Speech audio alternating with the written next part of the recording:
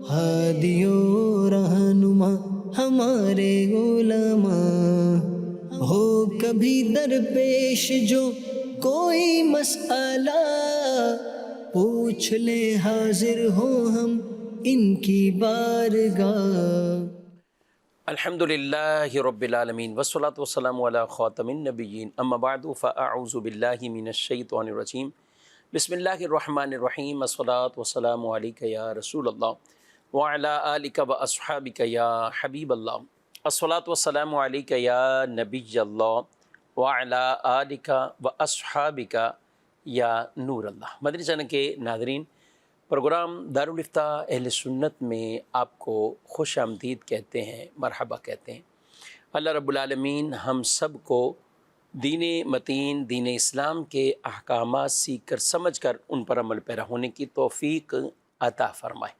ہمارے پیارے رسول صلی اللہ تعالی علیہ وآلہ وسلم کا فرمان عظمت عالی شان ہے، ان اول الناس بی یوم القیامہ اکثرہم علیہ الصلاۃ۔ قیامت کے دن میرے سب سے قریب ترین وہ ہوگا جو مجھ پر کثرت سے درود پڑھتا ہوگا۔ صلو علی الحبیب صلی اللہ تعالی علی محمد صلی اللہ علیہ وآلہ وسلم، صلاۃ و سلاما علیک یا رسول اللہ۔ آج کے ہمارے پروگرام میں شامل ہیں مفتی محمد حسان رضا عطاری صاحب، ان کو بھی خوش آمدید کہتے ہیں۔ کیسے مزاج گرامی آپ؟ الحمدللہ رب العالمین۔ ماشاءاللہ۔ پڑھتے ہیں، ہمارے پاس کچھ سوالات ہیں، دیکھتے ہیں ہمارے ناظرین کیا پوچھنا چاہتے ہیں۔ میرا نام زبیر ہے۔ میرا مفتی صاحب سے وراثت کے حوالے سے ایک سوال ہے کہ والدین کی حیات میں ہم چاہتے ہیں کہ بہن بھائیوں کا نا وراثت مطلب تقسیم کر دی جائے، اور بعد میں والدین کے انتقال کے بعد حق تلفی کا معاملہ تقریباً ہو جاتا ہے کہ بہن بھائی جو ہے وہ بولتے ہیں نہیں اس کو چھوڑو اس کو چھوڑو، تو والدین زندہ ہوتے ہیں تو ان کی حیات میں شرما حضوری میں بھی ان کے لحاظ کرتے ہوئے بھی نا بچے بولتے ہیں ٹھیک ہے والدین یہ بول رہے ہیں ایسا کر لو، تو کیا ایسا کرنا جائز ہوگا؟ جی، والدین کی حیات میں اس طور پر کہہ رہے ہیں کہ بعد میں اس طرح کے مسائل بھی ہو جاتے ہیں اور اب شرما حضوری میں کچھ اپنا حصہ چھوڑتے ہیں، کیا کہیں گے آپ سے؟ بسم اللہ الرحمن الرحیم۔ پہلی بات جو انہوں نے کہی والدین کی زندگی کے اندر وراثت، تو وراثت یہ انتقال کے بعد ہوتی ہے، زندگی کے اندر وراثت نہیں ہوتی۔ زندگی میں اگر والد یا والدہ اپنی جائیداد میں سے، اپنی ملکیت کے اندر جو چیزیں ہیں ان میں سے کچھ بھی اپنی اولاد کو یا کسی اور کو دیتے ہیں تو یہ گفٹ کہلاتا ہے، یہ وراثت نہیں کہلاتا۔ اچھا، اب گفٹ کے حوالے سے ایک بات تو یہ اس میں ہوتا دینے والے کو اختیار ہے، صحیح، اس کی چیز ہے، وہ جس کو جو چاہے گا دے گا، لیکن شریعت مطہرہ نے اس میں پھر اصول یہ رکھا ہے کہ اگر زندگی کے اندر کوئی تقسیم کاری کر رہا ہے تو پھر اسے چاہیے کہ وہ اپنے جتنے بھی ورثہ ہیں، بیٹے بیٹیاں، سب کو برابر برابر دے، صحیح، سب کے درمیان برابری کرے، برابر کے اعتبار سے اس کی تقسیم کاری کرے، یہ زیادہ بہتر طریقہ کار ہے، افضل ہے۔ اور اگر وہ برابر برابر تقسیم نہیں کرتا تو پھر دوسرا اختیار شریعت مطہرہ نے اسے یہ دیا ہے کہ وہ بیٹوں کو ڈبل دے اور بیٹیوں کو ان کے مقابلے میں آدھا دے، یعنی 2 حصے بیٹوں کو دے، 1 حصہ بیٹی کو دے، یہ دوسرا طریقہ کار ہے۔ ہاں، اگر کوئی بیٹا ایسا ہے کہ جو بہت زیادہ فرما بردار، اس کی خدمت کرنے والا، یا دینی اعتبار سے اس کے اندر کوئی ایسی بات پائی جاتی جو دوسروں میں نہیں پائی جاتی، جیسے عالم دین ہے، حافظ قرآن ہے، خدمت کرتا ہے، تو پھر کچھ زیادہ اس کو دے سکتے ہیں، ورنہ اصول یہی ہے کہ یا تو کوشش کریں، بہتر طریقہ کار افضل یہی کہ سب کو برابر برابر دیں، ورنہ بیٹوں کو 2 اور بیٹی کو 1 دیں، اور اگر کوئی دینی فضیلت رکھتا ہے تو پھر اس کو کچھ زیادہ یہ دے سکتے ہیں۔ نمبر 1 یہ۔ نمبر 2 بات آپ نے یہ کہی اس میں سوال کے دوران کہ اکثر ناانصافی ہو ہی جاتی ہے، بلکہ کہا کہ ہو ہی جاتی ہے ناانصافی، تو بہرحال ایسا بھی نہیں ہے کہ ہر جگہ پر اس طرح ہوتا ہو۔ بکثرت خوف خدا رکھنے والے لوگ بھی ہوتے ہیں اور قدرت رکھنے والے لوگ بھی ہوتے ہیں کہ جو اس بات کو اچھی طرح سے سمجھتے ہیں کہ جس کا جو حصہ ہے وہ اسے ملنا چاہیے، صحیح، اور وہ اسے دلوا بھی دیتے ہیں، تو وہاں تقسیم کاری پھر شریعت مطہرہ کے مطابق ہوتی ہے۔ بالفرض اگر آپ کے والدین نہیں چاہتے کہ زندگی کے اندر اپنی جائیداد کو تقسیم کریں تو پھر اس صورت میں آپ انہیں مجبور نہیں کر سکتے، اور اللہ ان کو لمبی حیات دے، لمبی زندگی دے عافیت والی، لیکن جب بھی ان کا انتقال ہوگا تو یہ نہیں کہ آپ ناانصافی سمجھتے ہوئے کہ ہم ناانصافی کر جائیں، کہ ہر جگہ پر ہوتی ہے تو ہم بھی کر جائیں، ایسا نہیں ہے. آپ کو لازمی طور پر شریعت کے تقاضوں کے مطابق تقسیم کاری صحیح. کرنا پڑے گی، اور اب شریعت نے حصے مقرر کر دیے ہیں، اسی کے مطابق پھر تقسیم کاری یہ ہو. یعنی انتقال کے بعد اپنی مرضی نہیں ہے، جو متعین حصے جی ہیں وہی. وہ وہی دینا پڑیں گے جو شریعت کی طرف سے قرآن و سنت کے اندر مقرر کر دیے گئے ہیں. تو اس کا لحاظ رکھنا یہ بہت زیادہ ضروری ہے. نمبر 3 یہ کہ اسے بھی دیکھ لیں کہ والدین کو کوئی فورس کرنے والا نہ ہو. یعنی بسا اوقات یہ ہوتا ہے کہ والدین کو فورس کیا جاتا ہے کہ آپ زندگی کے اندر ہی تقسیم کر دیں، تو آپ انہیں فورس نہیں کر سکتے، وہ ان کی چیز ہے، ان کی مرضی ہے، وہ تقسیم کریں یا نہ کریں. باقی رہی والدین کو کس انداز میں تقسیم کرنا چاہیے اور اس پر کیا ان کے لیے مشورہ ہے، تو اس کے لیے پھر بہتر یہ ہوتا ہے کہ آپ اپنے والدین کو لے کر یا جن کی بھی جائیداد ہے ان کو لے کر آپ دارالفتہ میں آ جائیں، تو آپ کو اور اچھے انداز میں اس کو سمجھانے کی کوشش کی جائے گی. اولاد زیادتی کر جائے تو اس کی وجہ سے کیا والدین گناہگار ہوتے ہیں؟ دیکھیں اس میں ایک صورت تو یہ ہے کہ بعض اوقات ایک چیز معلوم ہوتی ہے کہ اس طرح کریں گے بچے، تو پھر ان کو چاہیے یہ کہ وہ زندگی کے اندر اس بات کی تاکید کر کے جائیں، سمجھا کے جائیں کہ ہمارے انتقال کے بعد اس کے برخلاف نہیں ہونا چاہیے. صحیح. اب اگر انہوں نے تاکید نہیں کی، سمجھایا نہیں، اور پتہ تھا معمول یہی ہے کہ ہمارے خاندان کے اندر بچے اس طرح کرتے ہیں، تو پھر ہو سکتا ہے کہ ان کے اوپر کچھ نہ کچھ اس کی وعید ہو، عذاب ہو. ورنہ اگر انہوں نے تقسیم نہیں کیا، اب یہ بچے اس کے اندر جو ہے وہ خلاف شرع کام کریں گے، تو یہ بچے ذمہ دار ہوں گے، ان کے اوپر گناہ ہوگا. اچھا، کبھی کبھی ایسے سوالات بھی آتے ہیں، آپ کا بھی تجربہ مشاہدہ، کہ والدین ہی کچھ ایسے آرڈر کر کے چلے گئے بالکل صحیح. کہ یہ یوں کرنا ہے. اب اگر جس کے تو حق میں وہ آرڈر ہو گیا کہ یہ زیور اٹھا کے فلاں کو دینا، یہ وہ تو بڑا خوش ہوتا ہے، اور وہ دوسروں کو بھی تانا دے رہا ہوتا ہے کہ تم ماں کی بات نہیں مان رہے یا والد کی نہیں مان رہے. تو ایسی صورتحال میں اولاد کو کیا کرنا چاہیے، اور جس کے حق میں کہہ کے بھی گئے ہیں تو اسے کیا کرنا چاہیے؟ دیکھیں پہلی چیز تو یہ ہے کہ جو وارث ہے اس کے لیے تو حدیث پاک میں واضح فرما دی کہ لا وصیت لوارث، وارث کے لیے کوئی وصیت نہیں ہوتی، سوائے یہ کہ دیگر ورثاء اگر کہیں کہ ٹھیک ہے والد کی یا والدہ کی خواہش ہے تو ہم اس کو یہ چیز دے دیتے ہیں، تو پھر وہ اسے وہ چیز دے سب ہیں بھی بالغ؟ جی سب بالغ ہیں، سمجھدار ہیں، تو وہ دے سکتے ہیں. ٹھیک ہے. تو پہلی چیز تو یہ ہے کہ جو وصیت ہے وہ سارے وارث کے حق میں ہے، تو پھر سارے ورثاء جو بالغ و عاقل ہیں ان کی رضامندی کے ساتھ ہی اس کے حق کے اندر یہ نافذ ہوگی، اس کے بغیر نافذ نہیں ہوگی. اور بالفرض اگر والدین کو ایسی وصیت کر گئے ہیں کہ جس کی وجہ سے کئیوں کے حقوق مارے جاتے ہیں، تو شریعت مطہرہ کے اصول کے مطابق جب وہ شریعت سے ٹکرائیں گے، شریعت مطہرہ ان کو نافذ کرنے کا حکم نہیں دیتی بلکہ اس کے برعکس کرنے کا حکم دیتی ہے، تو اولاد پر لازم ہوگا کہ وہ ایسے احکام کو نہیں مانیں گے، اسے تسلیم نہیں کریں گے، بلکہ ان کو دینا ہی دینا ہوگا. جیسے بعض اوقات حقیقتاً اولاد میں سے کوئی نافرمان نہیں ہوتا، لیکن کسی وجہ سے والدین کا دل اس سے کھٹا ہوا ہوتا ہے، تو اس کے لیے بعض اوقات کہے جاتے ہیں کہ اس کو کچھ نہیں ملے گا، اس کو کچھ نہیں دیا جائے گا، اس طرح کی باتیں کر جاتے ہیں. یا والد بعض اوقات دماغ اس طرح کا ہوتا ہے کہ نہیں جو کچھ بھی ہے وہ بیٹوں کا ہے، تو میرے انتقال کے بعد یہ بیٹوں کو دیا جائے، بیٹیوں کو کچھ نہ دیا جائے. تو اس کی کوئی حقیقت نہیں ہے، اور نہ اس پر عمل کیا جائے گا. جس کا جو حصہ شریعت کی طرف سے مقرر ہے وہ حصہ اسے لازمی طور پر دیا جائے گا، اس کے برخلاف نہیں کر سکتے. ٹھیک جی. مزید سو مفتی صاحب کی بارگاہ میں یہ سوال ہے کہ کیا بینک میں کام کرنا جائز ہے، اور اگر اس کا جائز طریقہ بھی ہے تو بیان کر دیں. جی، کام کرنا جائز ہے، اور اگر جائز ہے تو وہ بھی بتا دیں. سود کے حوالے سے شریعت مطہرہ نے واضح اصول بیان کیے ہیں کہ سودی لین دین، سود لینا، سود دینا، سود کا گواہ بننا، سود کا لکھنا، یا براہ راست سودی کام کے معاملے میں معاون و مددگار ہونا، اگر یہ کام کرنا پڑتے ہیں تو چاہے آپ اس بینک کے اندر کریں یا کسی اور ادارے کے اندر یہ کام کر رہے ہوں، باہر صورت یہ ناجائز و حرام ہے. ہاں اگر آپ کسی صورت بھی سود کے لین دین کے اندر ملوث نہیں ہیں، نہ لکھنے کے لیے آپ مقرر ہیں، نہ گواہ بنتے ہیں، اور نہ ہی براہ راست آپ کی کوئی اس کے اندر مدد شامل ہوتی ہے، جیسے مثال کے طور پر ڈرائیور کی نوکری ہوتی ہے، پیون کی نوکری ہوتی ہے، چوکیدار کی نوکری ہوتی ہے، یا کارپینٹر، اور بعض اوقات الیکٹریشین بھی رکھے جاتے ہیں بڑے اداروں کے اندر. تو یہ وہ نوکریاں ہیں کہ جو یہاں کرنا بھی جائز ہو جائے گا، اس کے کرنے کی اجازت ہوگی. ورنہ اگر سودی لین دین کے اندر، سودی کاموں میں معاونت کے اندر آپ مبتلا ہوتے ہیں تو پھر اس کی شرعاً اجازت نہیں ہوگی۔ ٹھیک، مزید سوال۔ میرا سوال یہ ہے، اگر وراثت کی تقسیم میں کسی عذر کی وجہ سے تاخیر ہو تو کیا تقسیم نہ کرنے والوں پر کوئی گناہ ہوگا؟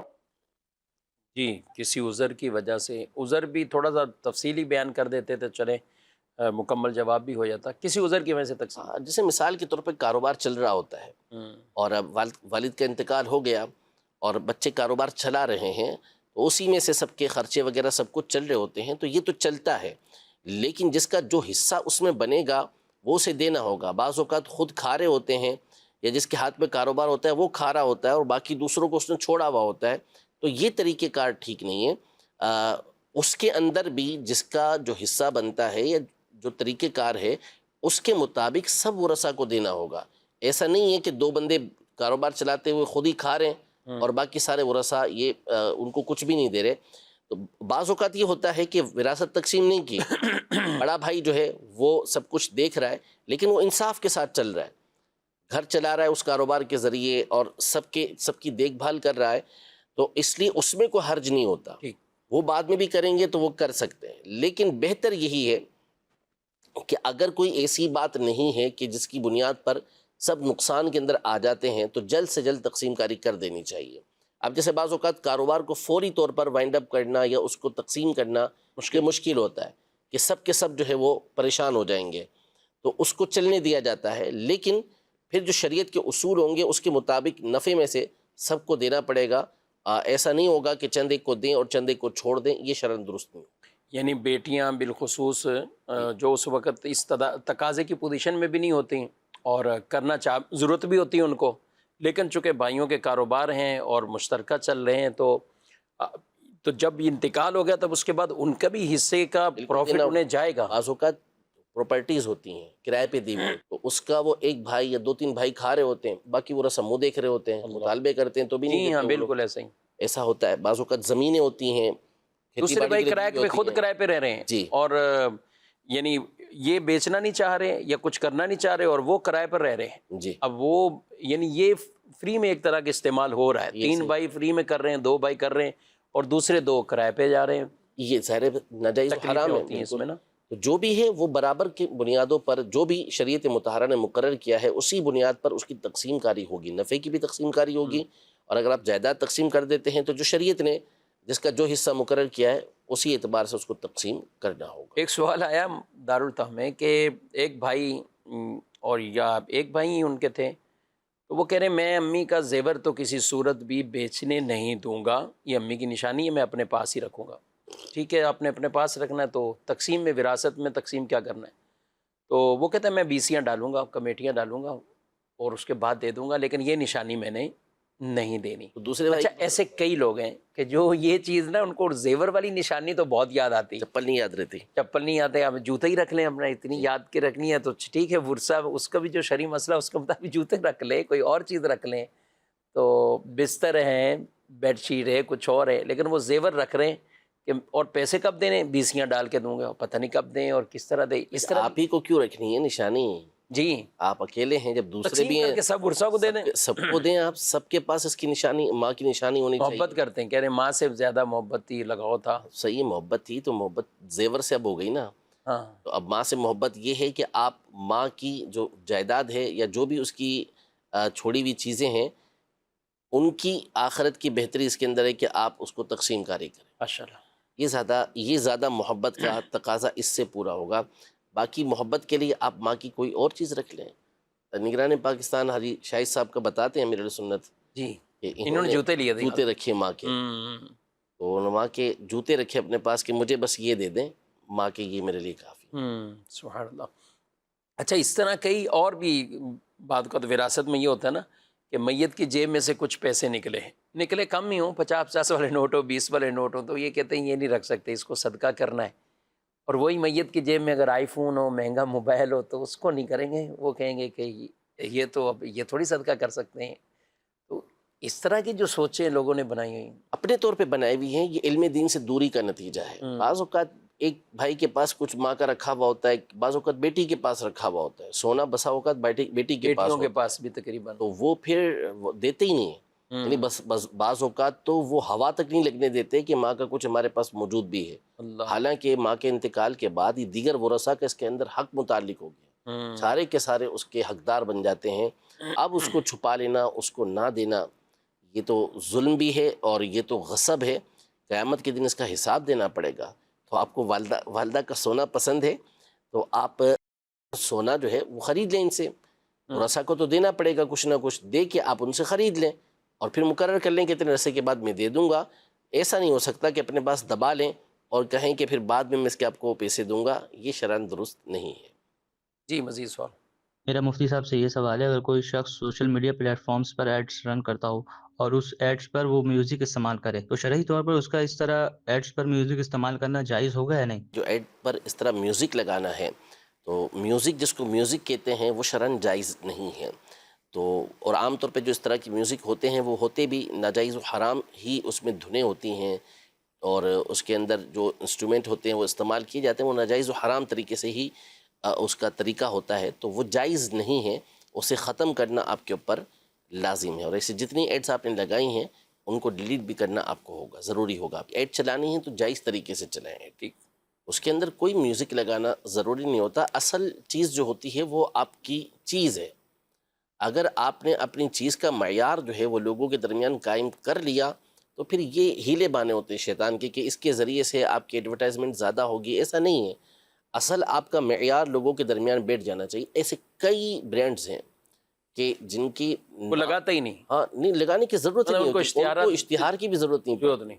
کیونکہ ان کا معیار لوگوں کے ذہنوں کے اندر بیٹھ چکا ہے۔ تو اس طرح اگر آپ اپنا ایک معیار لوگوں میں بنا لیں گے، آپ کا نام ہو جائے گا کہ یہ جو چیز دیتے ہیں یہ وہی چیز دیتے ہیں جو بتاتے ہیں اور بہتر ان کی کوالٹی ہوتی ہے، وقت آئے گا آہستہ آہستہ آہستہ یہ شہرت ہو جاتی ہے بندے کی مختلف چیزوں کی، اور اللہ پاک اس کی رزق کے اندر برکت عطا فرما دیتا ہے۔ اچھا ایک تو وہ ہے، یہ تو آپ نے چلے تاجروں کو مشورہ دے دیا کہ اپنی تجارت کو اچھا کریں، اپنی کوالٹی اچھی ہو، سب چیزیں ہوں۔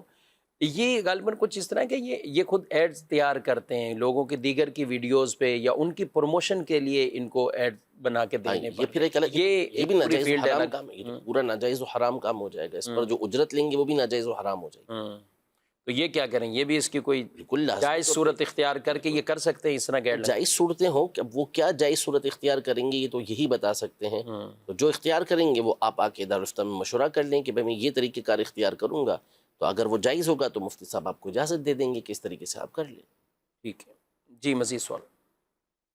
مفتی صاحب سے سوال ہے، غلطی کرنے والے سے معافی مانگنے کے باوجود ناراض رہنا کیسا ہے؟ جی اصل میں بنیادی اعتبار سے حکم تو یہ ہے کہ جس نے معافی مانگی اس کو معاف کر دیا جائے، لیکن بسا اوقات ہوتا یہ ہے کہ یا تو معافی مانگنے والے کا جو طرز ہوتا ہے وہ ٹھیک نہیں ہوتا، اس کا انداز ٹھیک نہیں ہوتا، وہ ایک رسمی طور پر معافی مانگ رہا ہوتا ہے، تو اس کی وجہ سے جس کو تکلیف پہنچی ہوتی ہے اس کے دل سے وہ تکلیف دور ہوتی نہیں ہے، تو وہ بھی مجبوراً صرف رسماً جو ہے وہ معاف کر دیتا ہے، لیکن اس کے دل کے اندر کدورت یہ باقی رہتی ہے، تکلیف باقی رہتی ہے۔ تو معافی مانگنے والے کو بھی چاہیے کہ واقعی اس انداز میں معافی مانگے کہ جس سے سامنے والے کو لگے کہ یہ اپنے فعل کے اوپر، اپنے کام کے اوپر نادم ہوا ہے۔ نمبر دو، جو بعض اوقات معافی تو کر دے گا، سامنے والا نادم ہو کے معافی مانگ رہا ہے، لیکن اس نے تکلیف اس درجے کی پہنچائی ہے کہ جس کو تکلیف پہنچی ہے وہ معاف کر رہا ہے، جو اس کے بس کے اندر تھی، بس کی بات تھی، اس کی وہ جو کر سکتا تھا، لیکن جو تکلیف اسے پہنچی ہے اس کی طرف سے وہ ایسی ہوتی ہے کہ دل سے وہ چیز نکلتی نہیں ہے، تو اسے چاہیے کہ نکالنے کی کوشش کرے، لیکن ہم اس کو یہ نہیں کہیں گے کہ اس کے دل میں جب تک وہ بات ہے اور وہ کوشش کر رہا ہے تو یہ گناہ گار ہوا، ایسا نہیں ہے۔ صحیح۔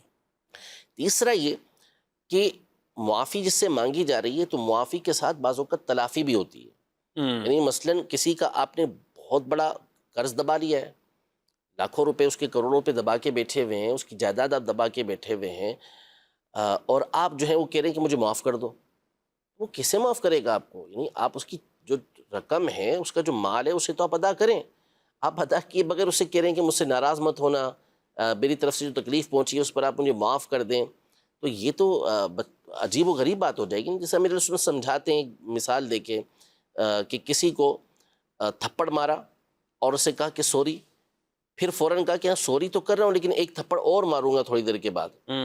ایسی سوری کا کیا فائدہ, ایسی معذرت کا کیا فائدہ؟ تو جس کے ساتھ ایسا سلوک کیا ہے آپ نے, جس کو تکلیف پہنچائی ہے, تو آپ اس کو پھر راضی کرنے کی بھی کوشش کریں, اور آپ نے اگر اس کا نقصان کیا ہوا ہے, اس کی کوئی چیز دبائی بھی ہے, تو وہ اسے واپس کریں, تو اس کے دل سے قدورت نکلے گی نا. لیکن تو اگر ایسا نہیں کریں گے, اس کی وہ چیز آپ نے دبا کے رکھی ہے اور مسلسل آپ ظالمانہ انداز ہی اختیار کر رہے ہیں, پھر آپ کہیں کہ وہ آپ کو زبانی کہنے پر معاف کر دے, تو ایسا کیسے ہو سکتا ہے؟ ایسا نہیں ہوگا. اچھا, تو پھر ان آپ نے چیزوں کا لحاظ ضروری ہے. جو پیسوں کا کہا, ایک تو ہے پیسے یا اس طرح کے حق, بعض اوقات دوسروں کی عزتوں کے جنازے نکال دینا. بالکل ایسا ہی ہے. اور آج سوشل میڈیا ہے, اور اس میں وہ بیچارہ جس کے بارے میں بات کر دی, نہ اپنے گھر میں ایک طرح کا منہ دکھانے کے قابل رہا, نہ معاشرے میں نہ رہا, نہ کسی اور جگہ, اور بعد میں یہ کہیں کہ وہ غلط فہمی ہوگی تھی لیکن آپ معاف کر دیں. کیا کرے گا؟ یعنی یہ دور تو جیسے فتنوں کا وہ دور ہے کہ جو روایت میں آیا تھا کہ ہر ایک کو تھپیڑا لگے گا اس کا, ایسے ہی فتنوں کا دور ہے. اللہ, یعنی کیا سمجھ نہیں دیندار, پڑتی کیا عام. کیا لوگ کرتے ہیں. اور سوشل میڈیا کی تباہ کاریاں جو ہیں اس حوالے سے یہ ایسی ہیں کہ گناہ کر کے, گناہ تو ایک طرف رہا, بعض اوقات بندے سے غلطی ہو جاتی ہے, اب غلطی ہو گئی اور اس نے اس کو سوشل میڈیا پر ڈال دیا, توبہ کر لی اس نے, دوبارہ وہی پھر اس کی ویڈیو چل رہی ہوتی ہے. اب یہ قصور اس کا اپنا تھا جس نے ایسا کیا. اب جیسے مثال کے طور پہ ایک شخص نے کوئی بات بیان کی کہ یہ یوں نہیں یوں ہے, اس نے ہوشیاری کی اپنے طور پر اور ایک بات بیان کرنے کی کوشش کی جو تھی غلط لیکن تھی انوکھی. ساری دنیا جو کر رہی تھی اس کا الٹ اس نے بتا دیا, اب وہ پھیل گئی ہر طرف. اب اس کو توجہ دلائی کہ بھئی تم نے غلط کر دیا ہے, اس نے دوبارہ ویڈیو بنائی اور کہا کہ وہ مجھ سے غلطی ہو گئی تھی.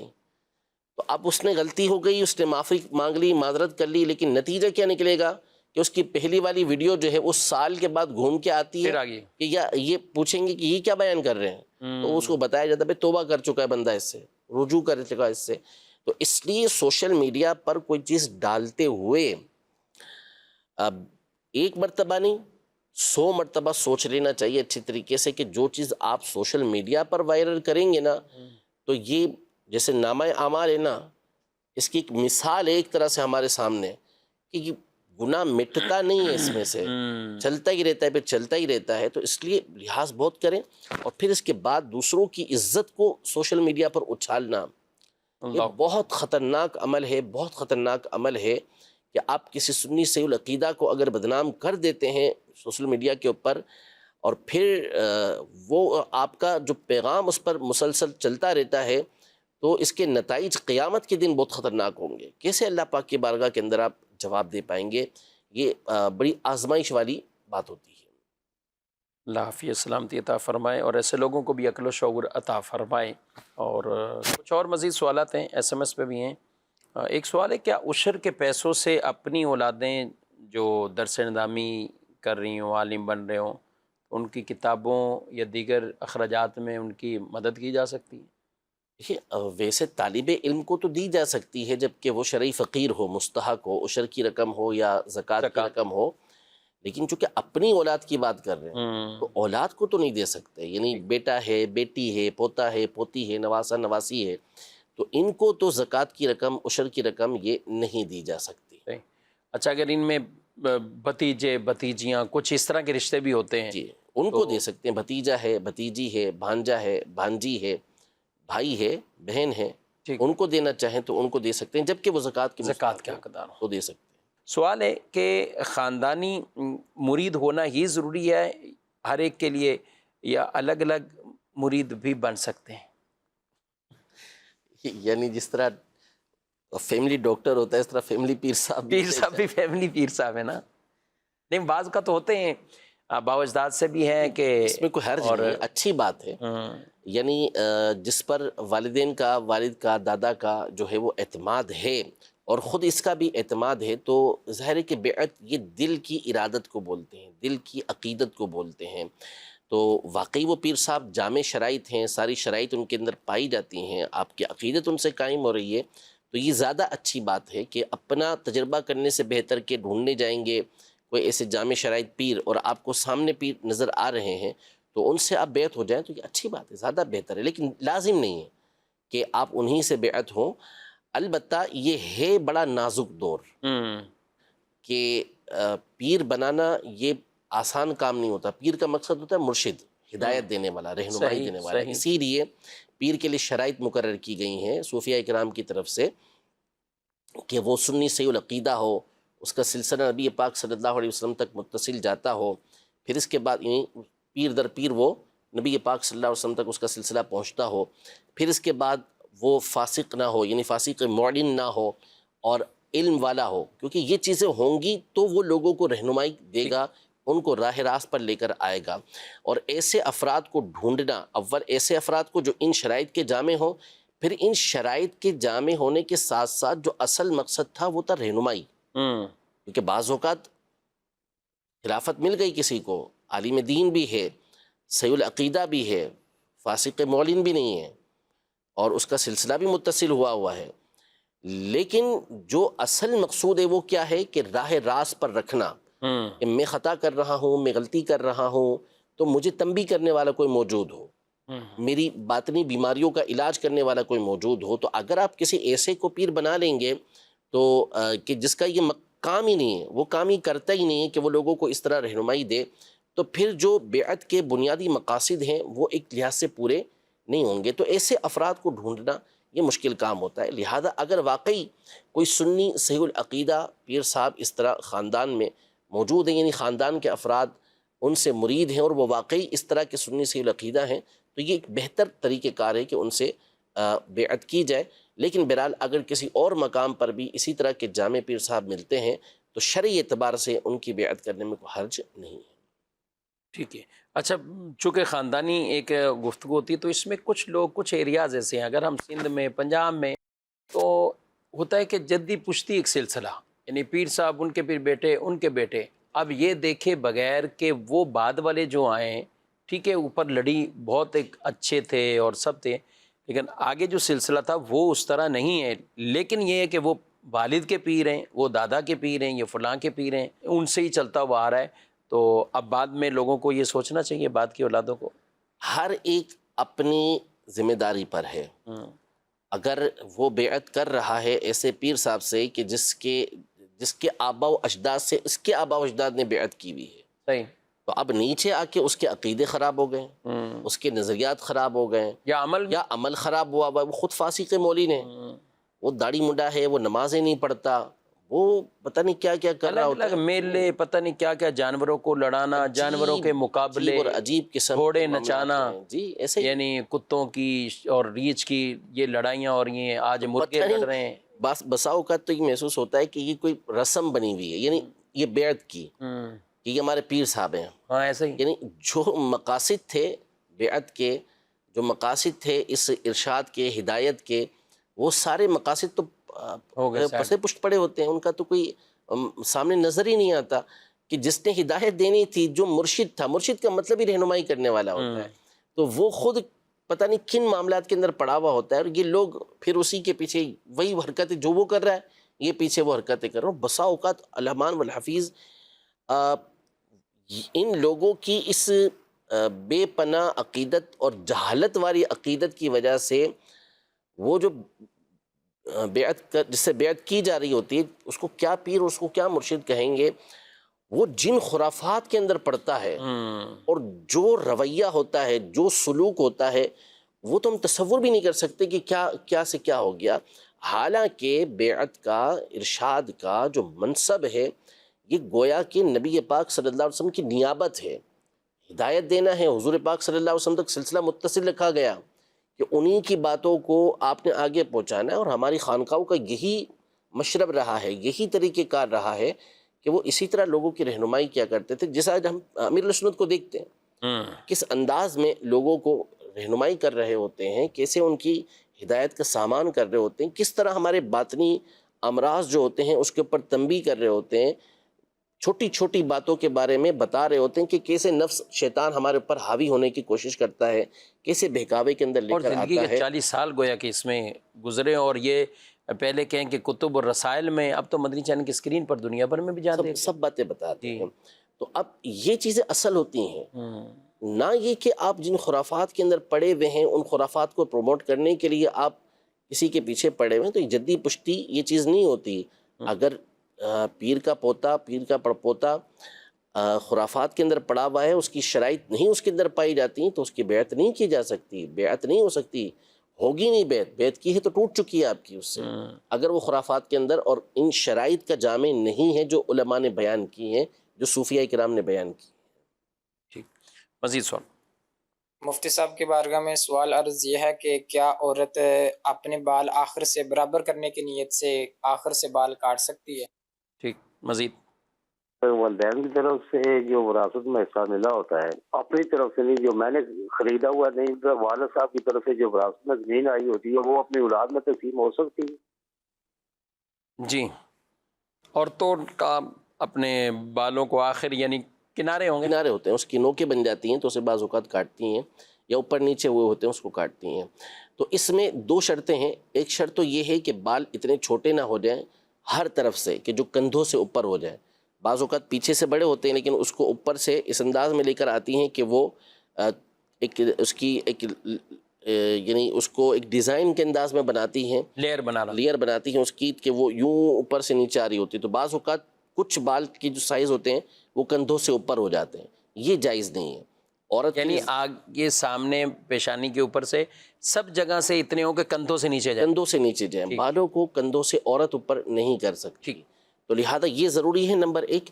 نمبر دو یہ کہ جو شریعت مطہرہ ہے وہ فاسق و فاجر جس طرح مردوں سے مشابہت سے منع کرتی ہے، اسی طرح عورتوں کو بھی منع کرتی ہے کہ وہ فاسقات فاجرات جو عورتیں ہوتی ہیں ان سے مشابہت نہیں کریں گی. تو ایسا کوئی فیشن کہ جو نیک صالح عورتیں نہیں کرتی، بری عورتیں ہی کرتی ہیں، اس انداز کا فیشن کرنے کی بھی عورت کو اجازت نہیں ہوگی. ایسے بال وہ نہیں کاٹ سکتی. ہاں باقی اس کے علاوہ اس کے بال بڑے ہو گئے ہیں جس کی بنیاد پر وہ کچھ بال کاٹنا چاہتی ہیں، یا بعض اوقات ان کی نوکیں بن جاتی ہیں جس کی بنیاد پر وہ سیٹ کرواتی ہیں، تو یہ شرعاً جائز ہے.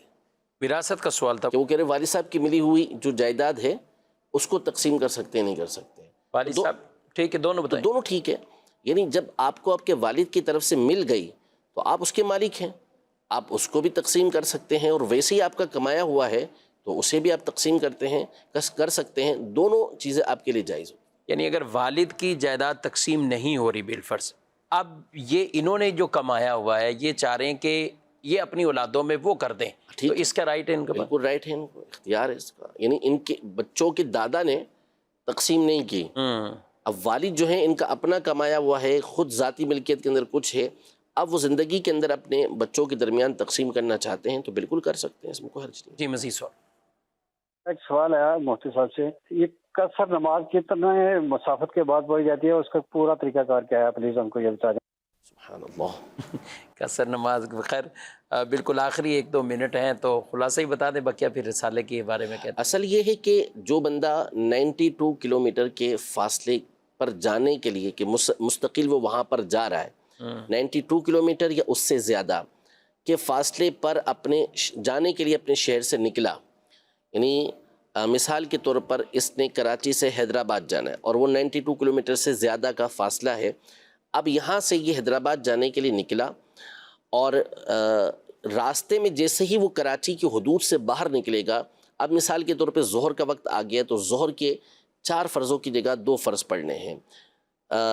عصر کا وقت آ گیا تو عصر کے 4 فرضوں کی جگہ 2 فرض پڑھنے ہیں. عشاء کے 4 فرضوں کی جگہ 2 فرض اس نے ادا کرنے ہیں. یہ جو راستہ ہے درمیان کا، اس میں اس نے قصر ہی ادا کرنی ہے. اب حیدرآباد پہنچ گیا، حیدرآباد پہنچ کے اس کی جو نیت ہے وہ 15 دن سے کم رہنے کی ہے، تو وہاں بھی اس نے قصر ہی ادا کرنی ہے. ہاں وہاں پہنچ کر یا پہلے سے اس کی نیت یہ تھی کہ میں نے حیدرآباد کے اندر 15 دن رہنا ہے، تو حیدرآباد پہنچ کے تو اس نے 15 دن رہنے کی وجہ سے جو نیت کی ہوئی ہے وہ پوری نماز پڑھے گا، لیکن راستے میں اس نے اب بھی قصر ہی ادا کرنی ہے، راستے میں یہ پوری نہیں پڑے گا. وہ سمجھ رہے ہوتے ہیں مفتی صاحب کہ گھر سے ہم نکل رہے ہیں تو ہم 20 دن کے لیے جا رہے ہیں، اب جانا 20 دن ہے تو 8 دن مکہ مکرمہ ہے، 8 دن آپ کو مدینہ منورہ ہے، پھر 4 دن واپسی مکہ مکرمہ، یا اپنے شیڈول اسی طرح. تو اب وہ ذہن میں رکھا ہوا ہے 20 دن کے لیے جا رہے ہیں، 20 دن کا پیکیج ہے، تو ان کو یہ ضروری طور پر لازمی ہے، کیونکہ جب الگ الگ جگہ پر 15 دن سے کم رہ رہے ہیں تو مسافر ہی رہیں گے، وہاں پہ قصر ہی نماز ادا کرنی ہے۔ اللہ پاک ہم سب کو شریعت مطہرہ کے احکامات پر عمل کی توفیق دیں۔ پروگرام کا وقت اپنے اختتام کو پہنچائی، اجازت چاہتے فی امان۔ ہادی و رہنما ہمارے علماء، ہو کبھی درپیش جو کوئی مسئلہ، پوچھ لیں حاضر ہوں ہم ان کی بارگاہ۔